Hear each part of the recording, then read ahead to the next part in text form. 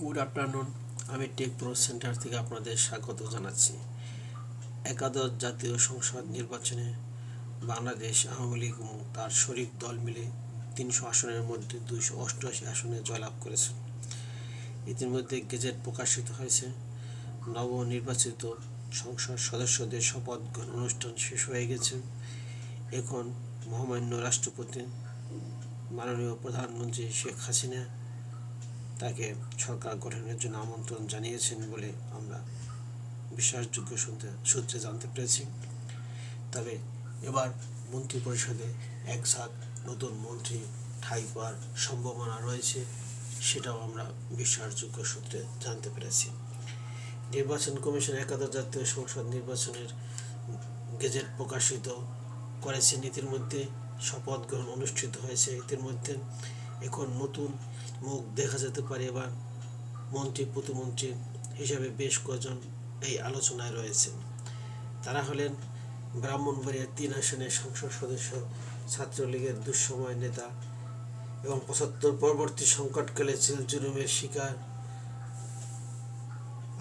ওবায়দুল মুক্তাদির চৌধুরী। কুমিল্লা 7 আসন থেকে নির্বাচিত সংসদ সদস্য অধ্যাপক কাজী আলী আশরাফ। দিনাজপুর 2 আসন থেকে পরপর 3 বার নির্বাচিত জাতীয় সংসদ সদস্য ও ছাত্রলীগের সাবেক নেতা খালিদ মাহমুদ চৌধুরী। সিলেট 4 আসন থেকে নির্বাচিত সিনিয়র সদস্য ইমরান আহমেদ।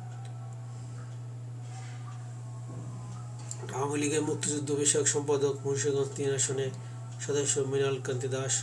যশোর 3 আসন থেকে পরপর 2 বার নির্বাচিত জাতীয় সংসদ সদস্য, দীর্ঘ সময় ধরে আবাহনী ক্লাবের সঙ্গে যুক্ত পরিচালক কাজী নাবিল আহমেদ।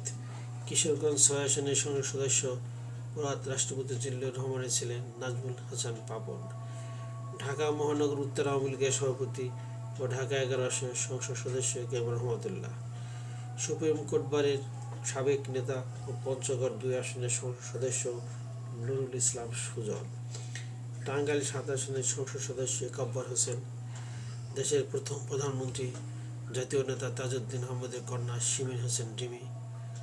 জাতীয় সংসদের চিফ হুইপ আসাম ফিরোজ প্রমুখ।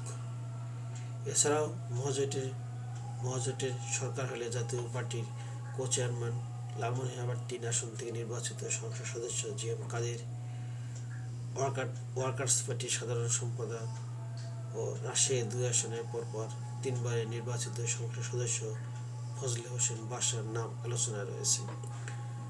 তবে মন্ত্রী প্রতিমন্ত্রী মনোনীত করার বিষয়টি পুরোপুরি মাননীয় প্রধানমন্ত্রী শেখ হাসিনার উপর। মাননীয় প্রধানমন্ত্রী আওয়ামী লীগের সভাপতি শেখ হাসিনার ইচ্ছার উপর নির্ভর করবে। এখানে যাদের নাম চলে এসেছে তারা হয়তো থাকতেও পারেন, আবার বাদও যেতে পারেন। কতজন মন্ত্রী পরিষদে নেবেন সেটা সম্পূর্ণ মাননীয় নেত্রী শেখ হাসিনার উপরে নির্ভর করছে। যা হোক, একটি নির্ভরযোগ্য সূত্র থেকে জানা এই তথ্য আপনাদের সম্মুখে তুলে দেওয়া হলো। আপাতত এখানেই বিদায়। আবার দেখা হবে অন্য কোনো তথ্য নিয়ে। ততক্ষণ ভালো থাকুন।